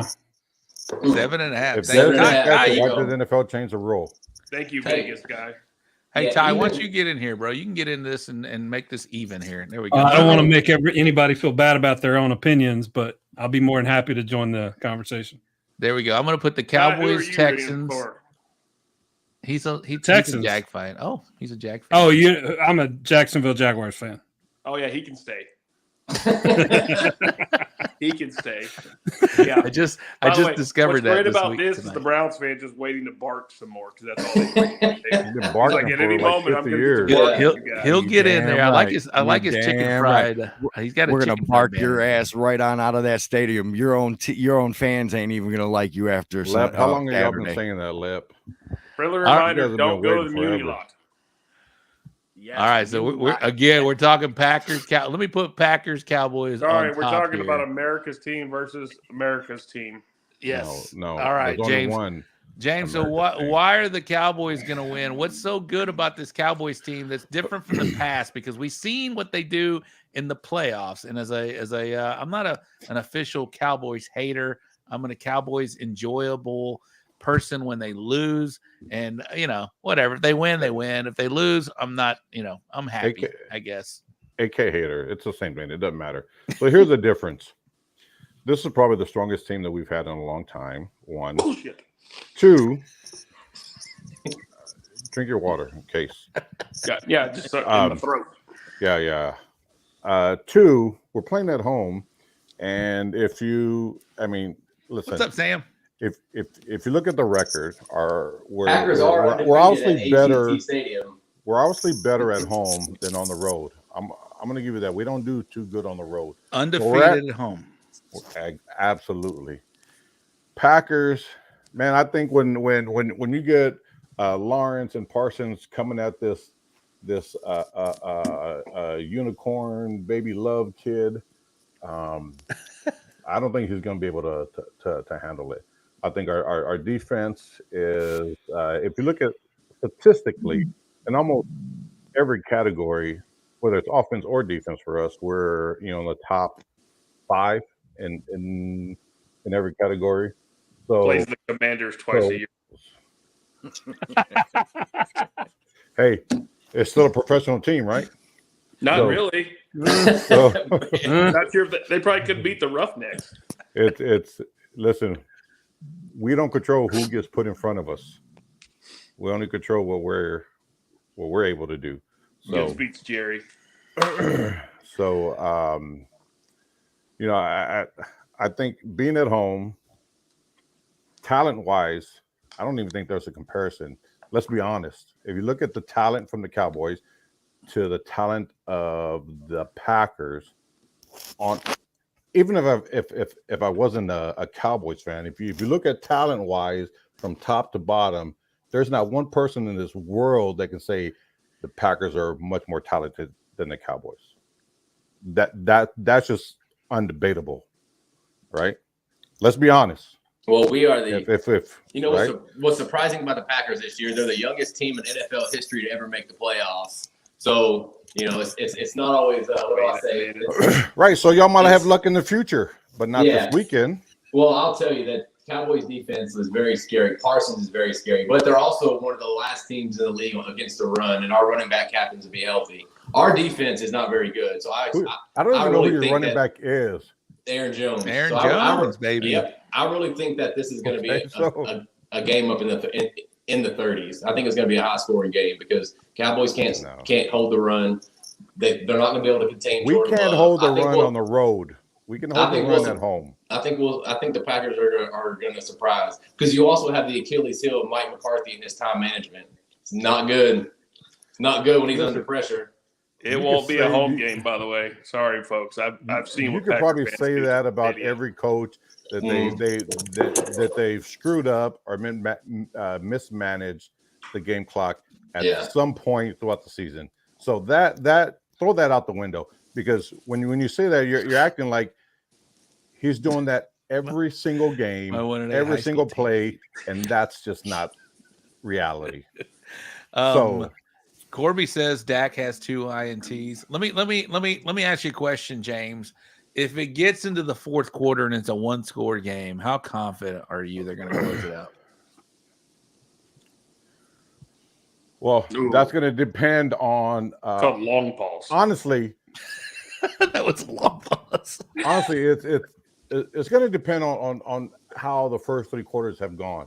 I mean, if it's a really tough back and forth compared to where we're just barely getting lucky and the Pack are doing well and they just maybe happen to shoot themselves in the foot, I think those things are going to play a factor.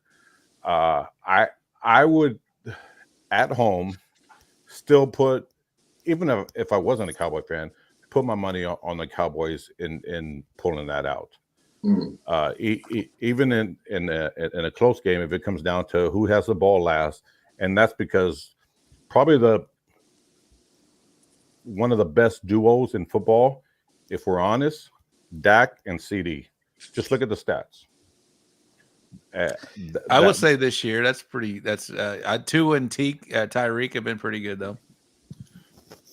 You're lucky. Yeah. I didn't say they were the best. I said they were one of the best. Okay. You're lucky Flacco didn't play a whole season. Him and Amari Cooper. Oh, God. Come on. 75-year-old We'll talk about that. You're coming up on that one, my man. Don't let Flacco come into Houston and whoop you, because you ain't gonna hear the end of it. I guarantee you, I'm gonna lose some fucking friends on Facebook over that shit. All right, I gave you. We'll come back to you here in a minute, James. But Dwayne, why are the Packers? Why do you feel confident about what you got going on this weekend? Honestly, the Packers have nothing to lose. Nobody expected them to be in the playoffs. They're on. Right now they're going in with a lot of confidence. And at the end of the day, it's not the big who beat the small, it's the fast that beat the slow. And the Packers are coming in with steam. They're coming in with confidence. And they really have nothing to lose. So I think they're going to call plays that are out of their comfort zone. Jordan Love's going to make plays out of his comfort zone. You have a strong running back, young receivers, and I think it's going to come down to the 2 coaches, not necessarily the players. Dak has buckled under pressure in a lot of situations. I do think he'll throw an interception or 2 because that's just cheap launch here. Yeah, he has, and there's those situations where the game gets too much for him, and historically he makes those little errors. Defense-wise, the Parsons is what worries me because Parsons is a beast. However, Jordan Love is quick. He's a fast quarterback. He's not a I'm going to stand in the pocket all day quarterback. He can get out and run, and whenever he does get out and run, he has that young Kaepernick vibe to him where he can get out of that pocket very, very quickly and make plays down. Damn, he's gone. He's gone. Even YouTube didn't want to hear that bullshit. Because it's not just Parsons. You got Lawrence. You have everybody else on that defensive front. James, what was the worst Cowboys loss this year? Cardinals. He's back. All right, he's back. Cardinals. Yeah. Easily. There's no fucking way we should have lost to a guy with no eyebrows. Who's that? Kyler? There's just Dotson. There's no fucking way we should have lost that. All right. I mean, that's an easy one. And was that at home? No, that wasn't at home. That was on the road. No, that was on the road. Even on the road against Arizona, against that team, that dude, there's no way a guy with no eyebrows should have fucking beat us like that. How'd y'all do against the Giants this year? I think we swept everybody except Philly. I think we were 1-1 against Philly. We swept the Giants and foreskins or Manders. Commanders. Whatever you want to call them. We'll come back to you guys. We're gonna jump ahead to the Texans and the Brownies. I'll put Lep over here. I'm gonna go. Let's put him. There you go. All right, Lep. Why are the Browns gonna come into Houston and win? And how confident are you? Jim Schwartz is going to dial up a defensive scheme that C.J. Stroud has never seen this season. You got Myles Garrett hungry. He's coming after him. He's going to destroy any offense. You guys, running game, passing game. It's going to be Myles Garrett's game, and I'm very confident. Cleveland's very confident. Our offense is clicking. We're getting some healthy players back. So a lot of our defensive players that were hurt are coming back. So hopefully they could get the start for the game. And I believe our defense will prevail victors on Saturday at 4:30. Okay. Sure. Case, counter that. Counter what? That little soft, woke-ass Cleveland bunch that's coming into town. Here's the thing about Cleveland, okay? Cleveland used to be this blue-collar town, man, they were – I used to kind of feel bad for them. I liked them. I've tailgated there. I've been to the Muni lot. And then I don't know what happened to the town. They, things started to offend them. They got a little woke. Okay. It amazes me that they got rid of one of the greatest logos. Oh, there it was. For the Guardians. I am a little pissed off about that, by the way. Yeah. And so you can bark all you want to with your 47-year-old quarterback or however old that interception throwing. Yeah. Is he that young? I don't think so. Yeah. So now I remember he throws touchdowns too. So remember that. So listen, Flacco did a hell of a job with the real Browns, the ones that got out of that shithole of a town and moved. You sound like the rest of the commentators out there. That's all you can say. Indians, the Browns left in '95. I mean, come on, man, get some new material. Well, I mean, you want to talk about the Christmas Story house? You guys don't have a lot to talk about. It's Cleveland. Yeah. All right. Oh, believe me. We do. For those of you who don't know, the Christmas Story house is in Cleveland. It's the only thing worth seeing. And so, by the way, can you build a stadium with a roof? Holy crap, that place is cold. Yeah, well, we ain't pussies. We still play in the weather. Yeah, my Green Bay man over here could attest to that. I've been up there when it was cold. Just to remember, is the winningest quarterback in your stadium still a Steeler? Jesus, man. New material. The national pundits don't remember Ben Roethlisberger is the most winningest quarterback in the Cleveland Stadium. Fine. Hey, he was an Ohio guy. Good for him. Woo. The best thing is when you guys can come to town, your little handsy hurt quarterback can show everybody around town all the places he used to hang out, all the Instagram friends he made. So where he raped all them girls. Oh, that's a little harsh. I don't want to go there. It's still near and dear to Ty's heart. No. At the end of the day, Texans are playing with house money. We got a home game here. We got 5 starters back from the last time. Joe Flacco will become playoff Joe Flacco. And so, yeah, I get it. He threw like 13 touchdowns. Everybody doesn't talk about the 8 interceptions he threw. And so Super Bowl winning Joe Flacco too. For the real Browns. You brought in a quarterback towards the 3rd leg of the season that wasn't timed with his receivers or anything. So go ahead and bring up all the interceptions. I call it as a preseason game. Now he's clicking with everybody. Watch out. Flacco will find you're gonna find out. Prior to him being a Cleveland Brown, you had to not respect Joe Flacco. At the end of his career, obviously he won the Super Bowl with the Ravens, but at the end of his career, prior to him getting off the couch 6 weeks ago, he did not look good towards the end of his career. And so I'm wondering what the hell happened. And I'm waiting for that Joe Flacco to show up. I'm hoping he shows up on Saturday. But what do you think, man? Are you waiting for that, little plank to fall off the hinge? I think it was a humbling experience going from a winning franchise like the Baltimore Ravens, which everybody in Cleveland hates. You know what I mean? It doesn't matter what player. But once that good player goes to another team, we could respect that. And he didn't do good, after the Ravens. We all know that. So he went home, probably thought about it, and got that phone call and was like, "Hey, babe, time to go do work." And he came in, learned that system real quick. That's what a veteran leader quarterback will do.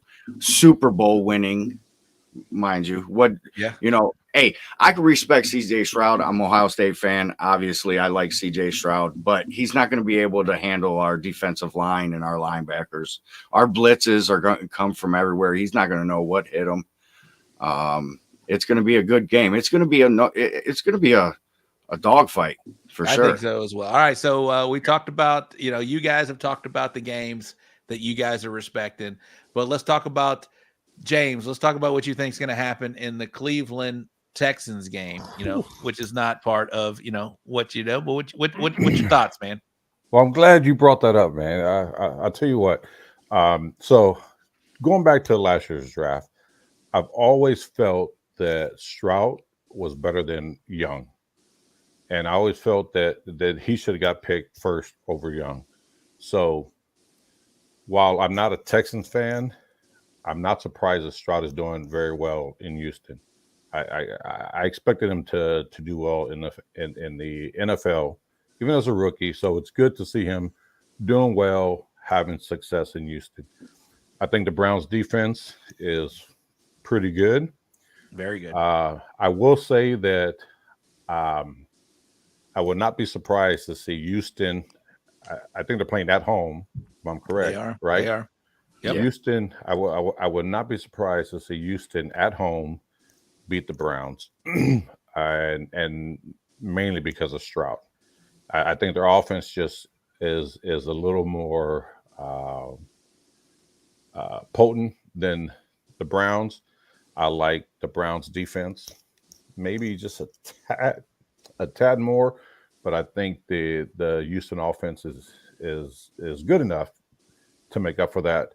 And I'm not going to be surprised to see Houston pull out the win, which I'm not rooting for them to pull out the win. I hope they fucking lose, but but I'm not going to be surprised if Houston wins. So if I was a betting man, and I'm not, but if I was, my money would go on Houston. All right, Turnbow, what you think, man? I'm straight underdog. I mean, I say underdog. I mean, I'm going to pull for the Browns, and I was pulling for the Browns 3-4 years ago when I thought they, started rebuilding that franchise. They're a franchise, in my opinion, for many years that's always just been an armpit. Just a disaster. And the factory of sadness. Yeah, I like the Cinderella story. I like to see the Browns go quite, at least past the first round. I don't think they're going to go any further than that. But I do like Joe Flacco's leadership that he has with a lot of those young guys, because he's one of the few in that stadium that's playing that has this kind of experience. Got a lot of young teams. But at the same time, I'd like to see Texans move on further than the Cowboys too, because just because that Texas rivalry there, Cowboys, they're just so annoying, the Cowboys. But yeah, I mean, I'm pulling for Cleveland all the way this weekend in that game. All right, I'm gonna throw it over to Ty Cobb. Ty Cobb, what you think about this Texans Browns game coming up this weekend, Saturday? I think 3:30. I think the Texans are going to win, but the reason I was saying it is I think Flacco's knees. He's 6'6" quarterback. He's a little bit older. I think his knees are going to probably not hold up for the whole game with the speed up of the playoffs. That's what I see being the change there is his health. I don't think he's going to be able to make it through the whole playoffs at least, and I just think he's too old. So, and I saw CJ Stroud get interviewed by the press corps and the poise that he possesses. I think he'll be fine, even though he's a young quarterback. I think he'll be fine. So I'm pulling for the Texans. All right, I got no comment on this game, but I will have a comment on the next game. But we're going to bring it over to Lep. No, we'll go to Case. We'll go to Case right now. We got the Cowboys and the Packers. You are not a Cowboy fan, obviously. I don't think you're a Packers fan either. But what do you think? What do you see going into this game? We got the Packers underdogs by 7 at the Cowboys. What do you think, Case? Just to be clear, both of these teams are represented by some of the most annoying fans in the entire world. What are you talking about? I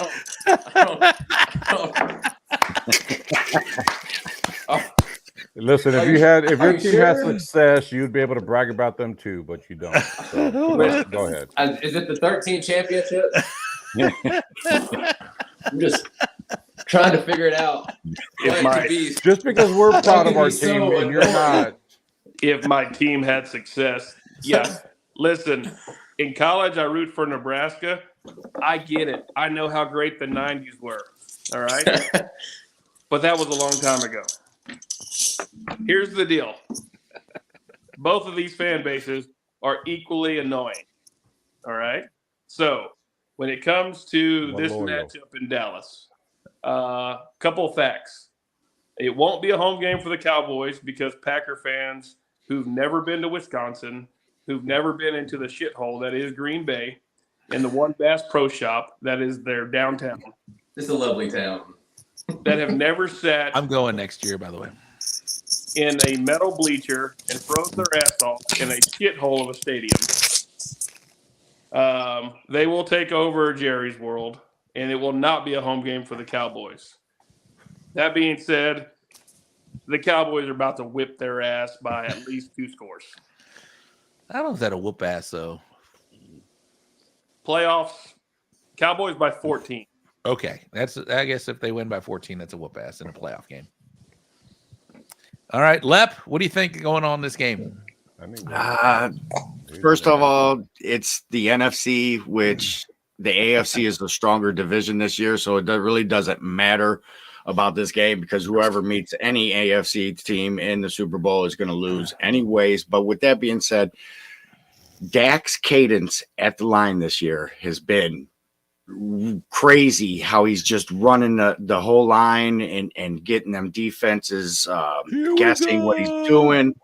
He's been throwing the ball pretty good. He's been protecting the ball with not many turnovers. But I am an underdog guy. Go Pack, go. Oh, okay. Go Pack, go. All right. I will give my take on this game here. I think the Packers have shown a lot of poise lately. After the Thanksgiving game, like I said, I didn't think that Jordan Love was the guy. I thought he was just another guy until that Thanksgiving Day game. And ever since then, he's really been putting up some numbers. He's been, commanding the offense. He's been running that offense like it was, like he's been sitting for the 3 years that he's been sitting behind Aaron Rodgers. And so I think that he's gonna surprise some people. I think they're gonna take an early lead in the game. I do think the Cowboys will come back and win, but I do think it's gonna be, at halftime, like a 13-10 lead by the Packers. And I think it's gonna be. I think they're gonna hold their own. I think it's gonna be close. I think it's gonna be a 1-score game. Ultimately, I think it's gonna be a Packers loss. I think the Cowboys are gonna win like 24-17, something like that. But they're going to hold their own. I think it's going to be closer than most people think. I mean, it is the playoffs. They are going to step up. The Cowboys in the playoffs, like I mentioned to James earlier, I say if it's a 1-score game late, how are you feeling? I still think the Cowboys are going to feel like this playoff. They do not have a lot of success in the playoffs. Obviously, we know about their championships, but those championships are able to have grandkids by now. They're old. They're old now. And so I think they've got a lot of playoff, heartbreak. A lot of stuff happens in the playoffs for the Cowboys. And I think that fan base is going to be thinking, like I asked James, when's it going to happen? When's that foot going to drop? And we'll see what happens, man. But I think it's going to be a 1-score game. As old as they are, I only have one question. What's taking y'all so long to catch up in? The Texans? Yeah. Or any other team. The 49ers have gone longer with that one. The Redskins have gone longer with that one. You name the team. I mean, they're more than half the NFL has gone longer with that one. Are we talking about something we have to see on a VCR? But here's the thing, though. You got to dust that VHS off. Yeah, I was like, holy crap. I mean, 1997. I'm trying to think. 93. I don't think I was in junior. 95, dude. 95. There you go. Here's the thing, though. I tried to give you 2 more years. At least we can say we can watch ours on a VCR. Can you say that? We weren't a team back then. Dude, There you y'all go. got 2 pro teams, 60+ years, and still haven't won anything. What's taking y'all so long to catch up? Well, when you get 4 WNBA championships in a row, call me. Yeah. Okay, there you go. Let's move the goalposts. I don't even claim what Case just said. Those The whole time thoughts. the Texans. The whole time Let's the move the Texans. goalposts. You have an undefeated XFL season? Doubt it. This is where you put on the comments the thoughts and comments of the guests. Do Maybe not if reflect the hosts. if the Cowboys cheated like the Astros, we'd have more by now. Cowboys cheat, bro. Cowboys cheat. Come on. Name it. Prove it. The They got best the money. The They got best the thing Derrick Jones about in everybody's pocket. Prove it. Typical I can tell you Cowboys this. fan, Astros always have been- talking have about been the found guilty. past. Astros Typical. have been found guilty. Cowboys haven't. That's all I'm saying.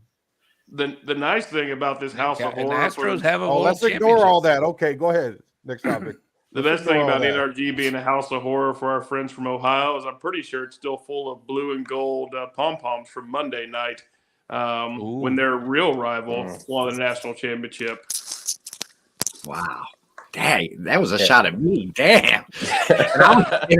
And I was just gonna say, hey man, take care of my people. I got a bunch of people, Rob, going down to the game and tailgating. He's pretty good friends with our Nats tailgaters up here in Cleveland. Champions, James. Captain Weber. Hold Yeah, on. so Let me Steve and I are show actually James. sitting Let me next to show. each other. Let me You show use what my James tickets. is doing. Both champions, right there, bro. World champions. Thanks for pointing that out. We see that. Hey, read the whole thing though. Don't just show it. I didn't. I'm scared to read it. Of course you don't. Of course you don't. I am glad that you mentioned because trust me, out of the three of us, out of the four of us, sorry, I forgot Dallas was still here. No, you didn't, little brother. Of us actually know how to tailgate because didn't we have a guy on the tailgating magazine guy? We did. He's from Dallas. He's from Dallas. And who did he vote the worst NFL franchise for tailgating? Got to be Dallas. They tailgate on the side of the street in the 2 Oh, it's foot the worst. piece It's of the grass. worst. It's the worst. In a Walmart parking lot. It's not our Yeah. fault. We're loyal and you guys aren't.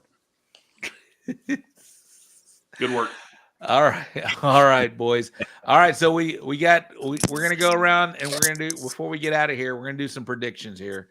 Lep, I'll let you go first. What's the score gonna be in the? I'll give you both. What's the score gonna be in the Cowboys Packers game first? I'm gonna say that's gonna be probably a shootout. I'm gonna go like 31-28. Oh, close. Yeah. Oh, who wins?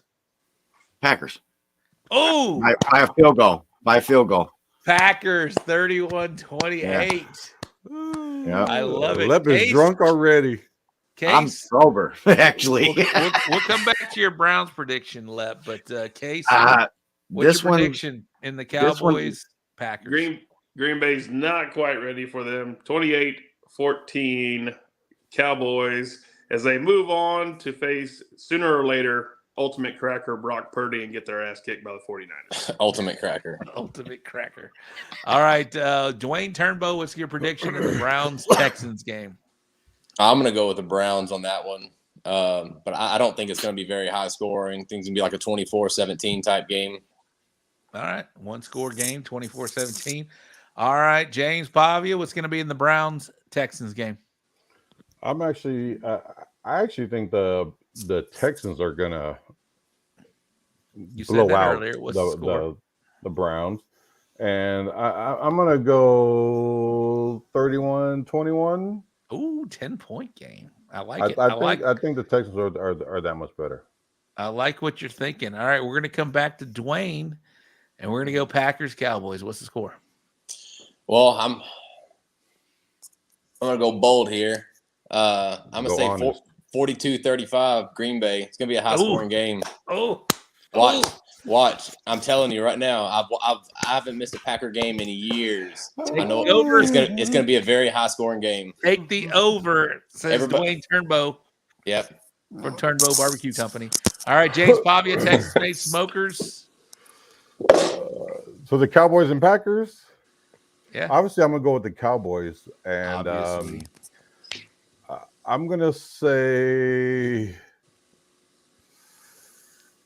34-21, somewhere right around there. Cowboys. All right. There Just you being go. at home, you know. I like it. We'll see. We'll see what happens. We're gonna if Ty can write these predictions down. At least by 10 points, whatever the final score is. At least by 10.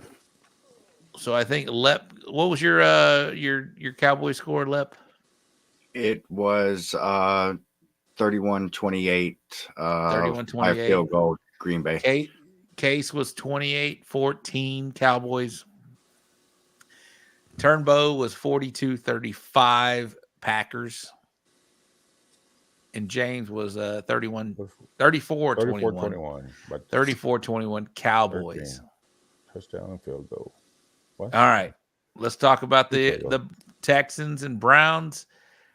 James, go ahead. Texans, I think they'll easily win by 13. So I'm going to say, I don't see Flacco putting up a whole lot of points. 13-28. 28-13 Texans. Turnbow, what you got? 24-17 Browns. 24-17 Browns. That's a one-score game. And if and when the Browns win, Case needs to take that Christmas tree down. We're halfway through January. Ornaments are off. It's halfway there. All right, Lep, let's close it out. What you got in that Browns-Texans game?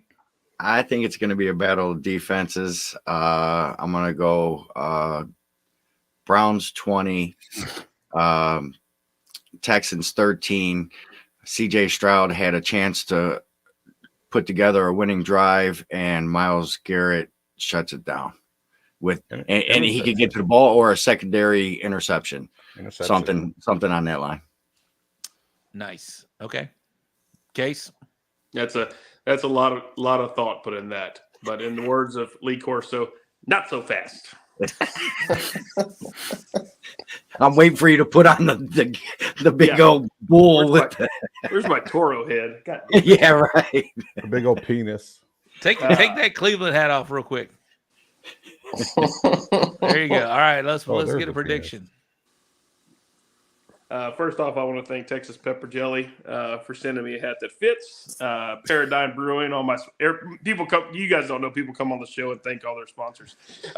We did, and so before I make a pick, I just want to acknowledge that Ty, you haven't said anything about the Jaguars. What could I say? They're gone. That's great. Okay. They gone. 20-17 Texans, last second field goal. CJ Stroud puts together a drive. Fairbairn kicks it through, and we're moving on, baby. We're not far off. Preferably to host Miami or Pittsburgh or somebody after they pull all the upsets off. I don't know if Miami can play in that weather. Yeah, I heard it's going to be nasty in KC, man. Yeah, zero degrees. Mm-hmm. 0 degrees in that game. A lot of KC people watching probably this thing. What's up, man? What's up, AV? That's going to be a fun game to watch. Obviously, we all hope that we're able to watch it as a victory in our pocket on Sunday. But we both got games on. No, you guys get game on Sunday. Who's the other late game? Oh, Steelers, Bills. We'll see what happens there. But man. Well, boys, thank you very much for coming on the show and talking football. I appreciate that. It's kind of fun to take another tour, and we all do barbecue. I'll get each and every one of you guys on to talk barbecue this year, 24th. I promise you guys. But it's fun to talk.